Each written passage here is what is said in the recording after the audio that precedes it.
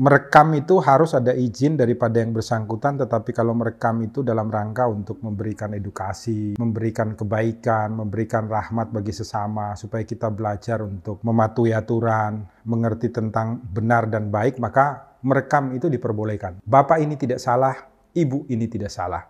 Yang salah adalah mereka berdua menggunakan amarah. Salam Pancasila, salam penegakan hukum. Halo sahabat Rumah Pancasila, kembali lagi bersama kami di channel Rumah Pancasila, membahas isu-isu hukum dalam bingkai Pancasila. Kali ini Rumah Pancasila akan membahas video-video mengenai isu hukum yang masuk ke dalam DM sosial media kami. Jangan lupa untuk tetap like, share, dan subscribe channel kami, dan mari berbagi ilmu. Salam Pancasila.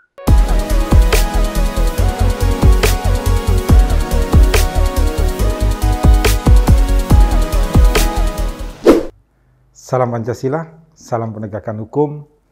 Selalu jaga kesehatan ya di rumah Indonesia, khusus di saat COVID-nya sedang merajalela ini, dengan menggunakan masker ketika berada di tempat publik yang kebetulan akan banyak berjumpa dengan orang. Untuk menjaga diri kita tidak sakit dan menjaga juga agar diri kita tidak menyakiti orang lain. Ini ada yang nge-tag dari Instagramnya fakta.indo kepada Rumah Pancasila. Ada seorang bapak-bapak yang kebetulan hanya memakai masker scuba atau masker yang berbentuk baja ya, kain ya. Kemudian dia hendak masuk di menggunakan jasa kereta api, tetapi dilarang karena yang boleh masuk itu harus menggunakan masker bedah atau masker N95. Ini kemudian mendapatkan teguran dan tidak diperbolehkan masuk untuk menggunakan jasa perkereta apian. Kemudian bapak ini marah-marah nih. Kita lihat komentar dari netizen seperti apa. Pertama dari Agus PWto.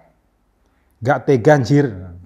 Gak tega dia melihat bapak ini tidak bisa masuk kayaknya. Kemudian ada dari Bangkit_pemulung sukses.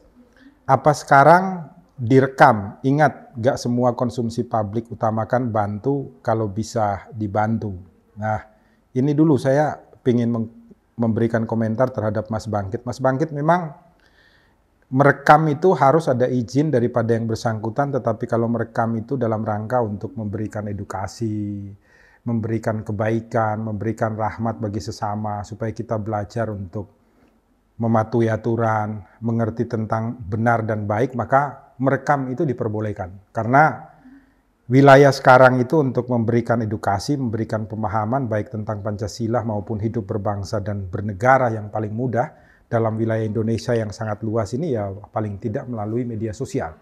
Maka marilah kita berusaha untuk mengangkat hal-hal yang baik atau hal-hal yang kemudian bisa diberikan edukasinya. Kemudian dari Dear Joanna, apa salahnya berbuat baik? Astagfirullah. Apa ruginya menolong orang lain? Malah di video ini dan teriak-teriak, udah yakin mungkin ya petugas dan yang video itu sehat, sempurna, dan megang kunci surga.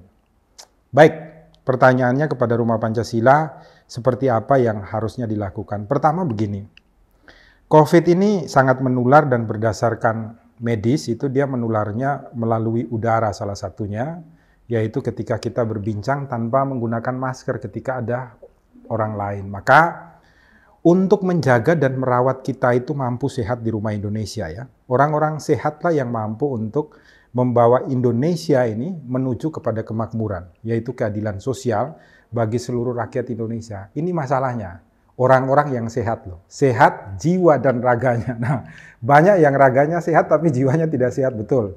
Banyak sekali oknum-oknum pejabat itu yang raganya sehat tapi jiwanya tidak, makanya tidak pernah juga bisa membawa bangsa Indonesia menuju kepada kesejahteraan. Tapi kita fokus di masalah ini. Maka bapak ini seharusnya mengerti bahwa sudah diberikan aturan. Ini dalam rangka untuk menyelamatkan bapak ini juga. Bayangkan dengan menggunakan masker yang mudah untuk tembus virus COVID-nya, maka ketika naik kereta kemudian ada yang terkena COVID, umpamanya tanpa diketahui, maka bapak ini akan terkena penyakit itu. Nanti kalau sudah terkena penyakit itu dia pulang, bertemu istri, bertemu anak, bertemu ibunya, bertemu mertuanya, bertemu lingkungannya, akan bertambah parah.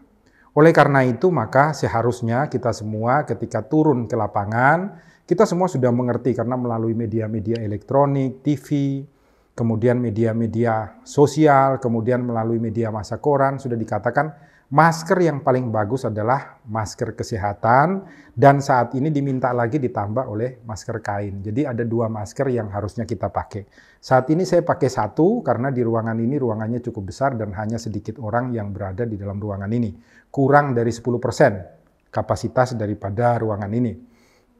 Nah, kemudian yang kedua adalah untuk menjaga, karena tidak semua orang juga memiliki masker medis dan masker-masker lain yang umpamanya bisa mereka pakai, maka paling bagus itu di wilayah pelayanan publik, yaitu di wilayah pintu masuk kereta ini disediakanlah masker kesehatan.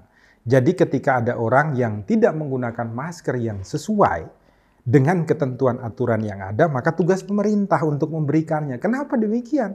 Karena tugas pemerintah itu adalah menjaga seluruh masyarakat agar tetap sehat. Menjaga seluruh masyarakat itu agar sejahtera di rumah Indonesia. Maka perkeretaapian sebagai sarana jasa publik harus menyediakan maskernya di situ juga yang diberikan secara cuma-cuma kepada masyarakat.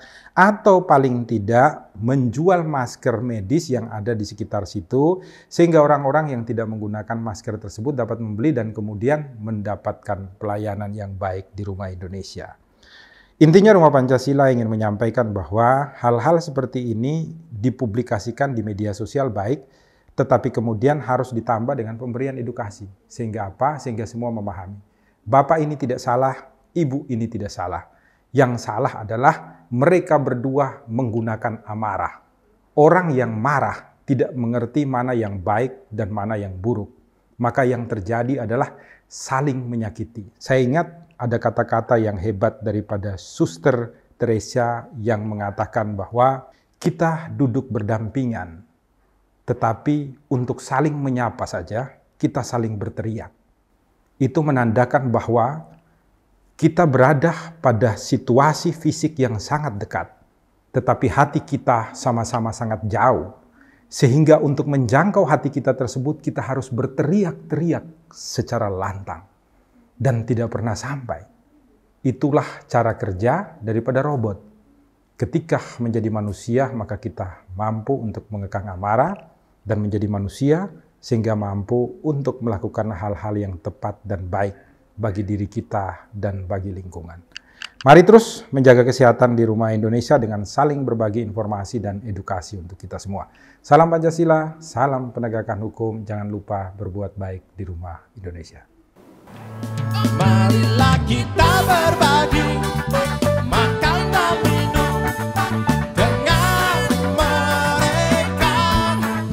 Marilah kita berbagi senyum dan tawa dengan mereka.